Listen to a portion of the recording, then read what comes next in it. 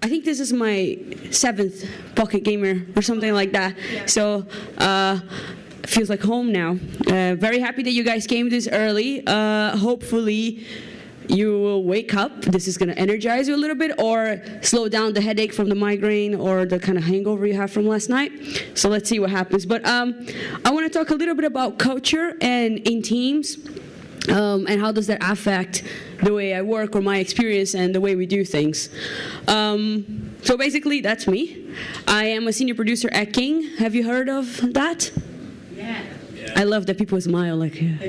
Okay, well, good. I'm from Brazil. I have worked in 6 different countries, worked and lived in 6 different countries in 3 different languages.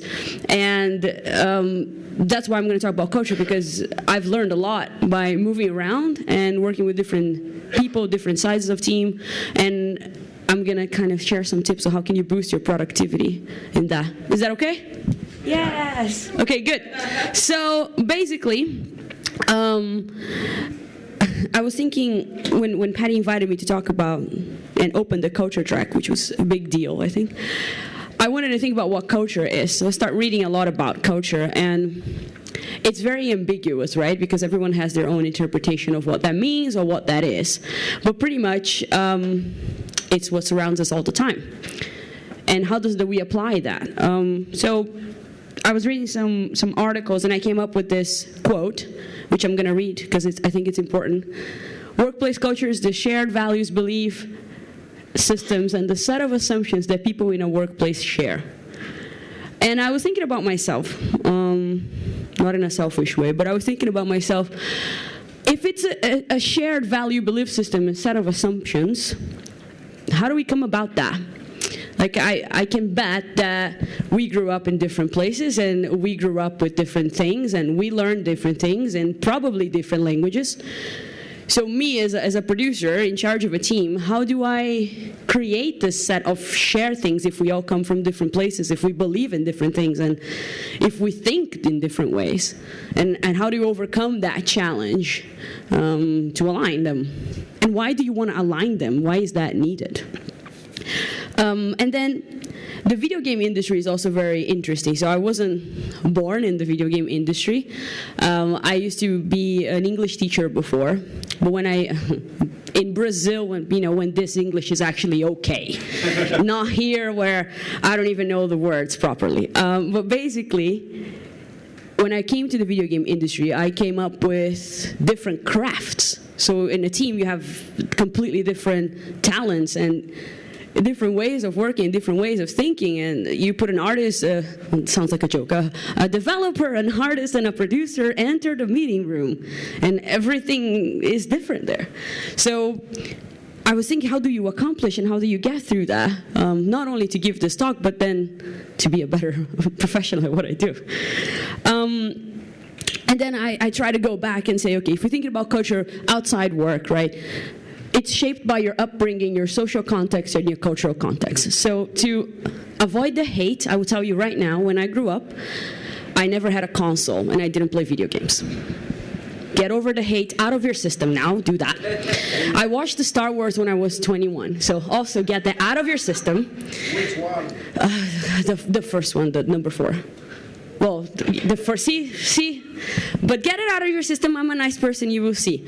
But that was not part of my cultural upbringing. I played Mario when I was 25, right? But I did, okay? And now I have it at home. But when I joined the industry, everyone was like, what? What are you doing here? Why are you here? Because it was different. I didn't have access to that. Believe it or not. I didn't do it because I didn't have it. I didn't know it existed. So then, if this is culture and people have different interests and they are exposed to different things, how do you put that together in a workplace? I learned that throughout my entire career. One of the main things that shape positive culture is leadership and management. That is key. Who here is in a leadership position in your team? Yeah? There you go. So you guys are very responsible for this. It's yours. Carry it in your shoulder. Because basically, it influences not only your little team or your project, but the entirety culture of your studio or even your company. You are a role model, and it's shaped by you. And this sounds like just lingo, but positive team culture has lots of impact. So if you have a positive culture in your team or in your company or in your studio or whatever that is in general, hopefully at home too, people are going to be more motivated to work. People are going to be more committed. But everyone knows that, right? This is just, okay, everyone knows that. Yeah, it should be positive. But how do you get there and why? So I went to some numbers. I also learned throughout my career that if you want people to believe you, you prove. And not by this. Like, this is fine, but you go and you search with people that, do this kind of stuff. So a company called Deloitte, which hopefully you've heard about, did a research on team culture. And they came up that 84% of employees believe that a distinct culture is important to success. So that's a very big number. 76% of people believe that a clearly defined business strategy helps create a positive culture. Now, I'm from the game industry. I really like developing games, and clearly defined business strategy is very business for me. So, and for my team, to be honest. If I sit down in a one-on-one with both my QA analysts and I said, let's define a business clearly strategy. What's the order? And they'll be like, okay. So my job is also to understand that and make sure that this translates to something that everyone relates to. So let's get to the chase. So how do you create a positive work culture? Is that a recipe? Does anyone have a recipe? Like 2 spoons of... This is a hard crowd. Basically, there's no right answer. So this is not, this is my experience, what I believe in, what I read, and what I put in my teams. It could be the people that work at the same company do things differently. But this is what worked for me so far, and why. So, first and foremost, remember when we said a clear direction is something that people care? So let's do what people care. Create goals and values for your team. So there are several ways of doing that, and all the examples I'm giving is based on my experience. So I used to work for a company before, when I lived in Germany, and they had really clear goals. Make money. You guys want to make money, right? I want to make money in my life, to be honest, because I want to be able to be in London, live in London, very expensive. But their goal was to make money.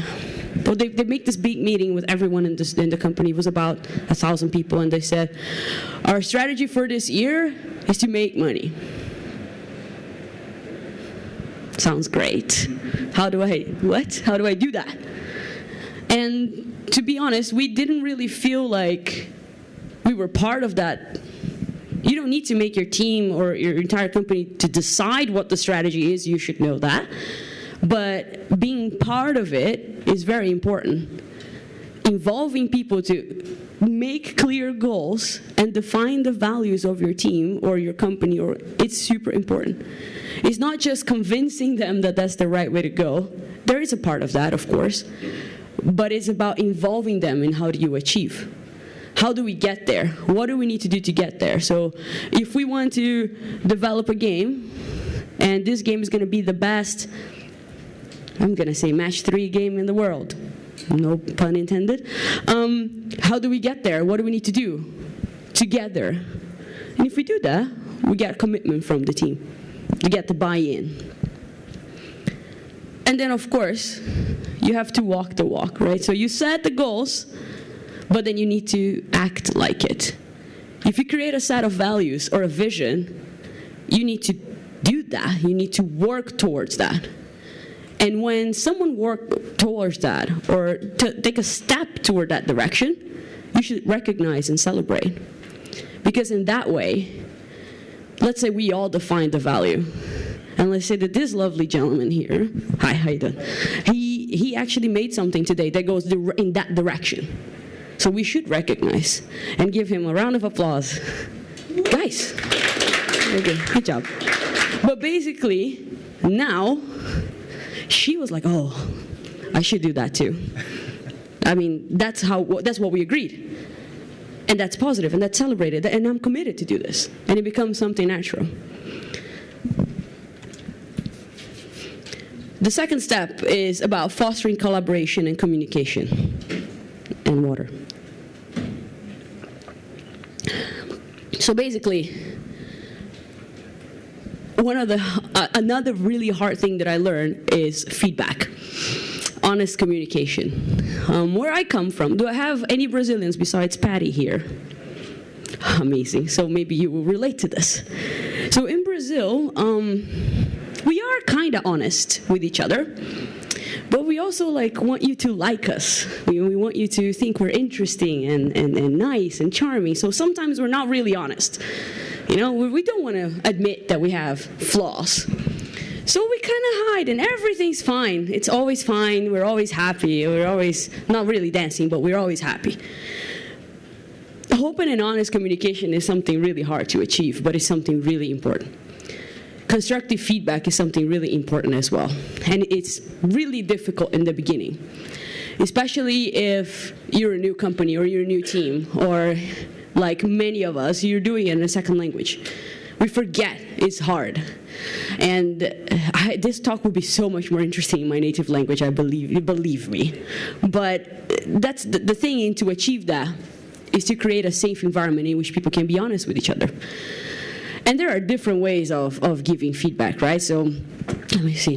I'm going to give you some feedback. This leather jacket is cool. Thank you. What does he do with that information? I'm not entirely sure, but I just gave you some feedback, okay? And especially if it was the other way around. I actually don't really like it. So what does he do with that? Nothing. The way I say, I could still say the same thing. I say, wow, the material of this is great, and follow up with it. Giving feedback on things in the game or in the team, like, oh, I don't really like your attitude, doesn't really help you change. Oh, he's a horrible person. Doesn't help you change anything.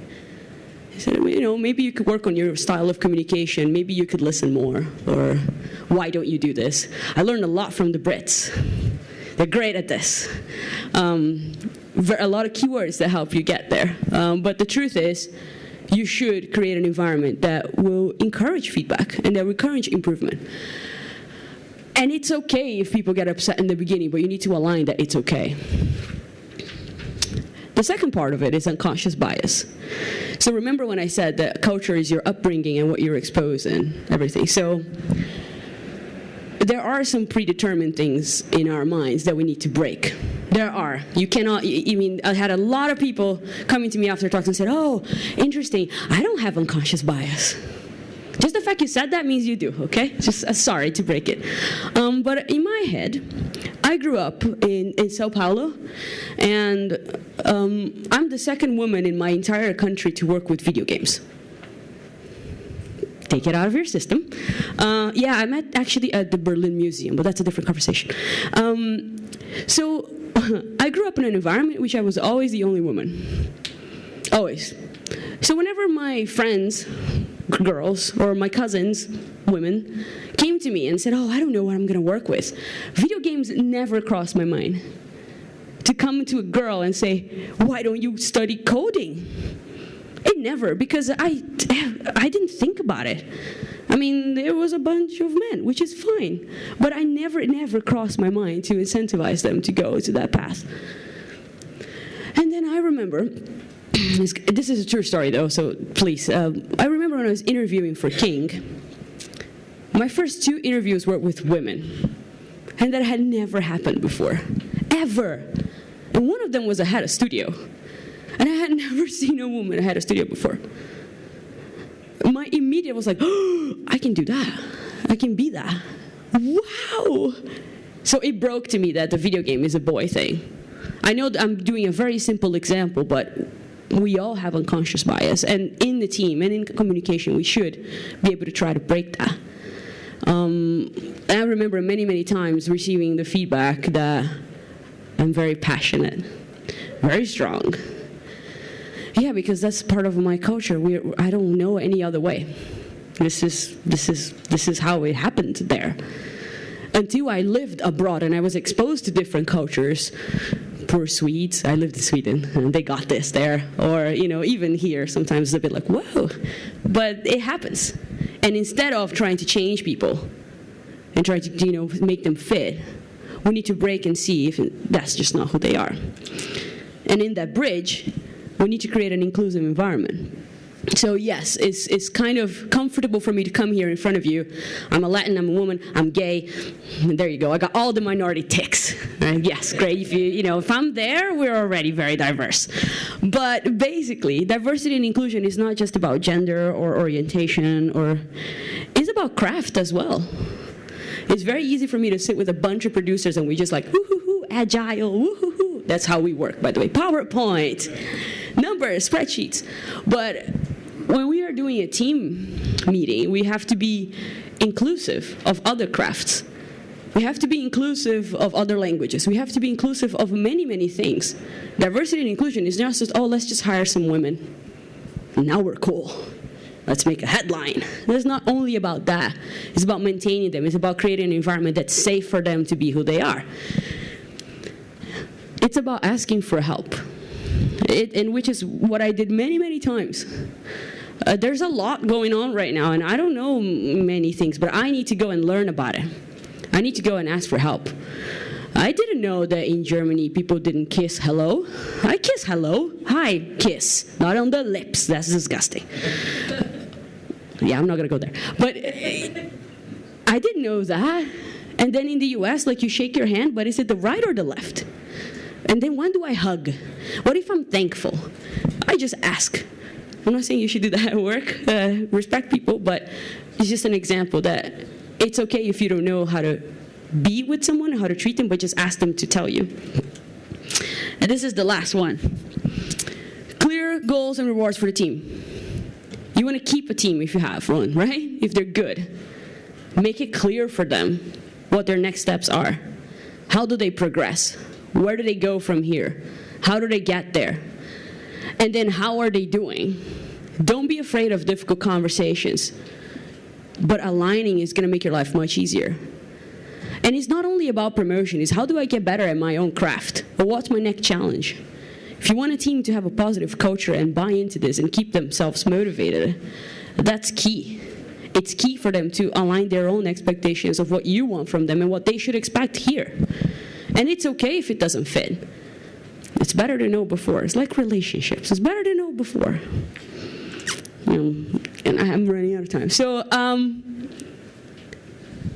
my conclusion in my career is that a positive culture comes from pride and ownership inside the team. It's about you wanting to be part of that. When that happens, it becomes easier. Working in the video game industry is already, in my opinion, fun. It's a pleasure. We do creative things. We solve complicated problems, and we have really huge challenges. But we bring joy to people. And having a team that kind of believes in that and is part of that is key. People are key to get whatever you are. It's not, a good idea goes nowhere without the right people to execute on it. Bottom line, it's based a lot on management and leadership. It's based on a lot of avenues that you provide for people to go. And that's it. Thank you. Do I have time for a question? Yeah, do I have a question? We have a few minutes if you want to ask questions. I am no, it's just that I was super clear, and they get it, they agree, and they just they're living this every day. So I like your jacket. Let me see. Is it real leather? Okay, there you go. So maybe you can just give it to me at the end. It's fine. Thank you, everyone. I hope you have a great day.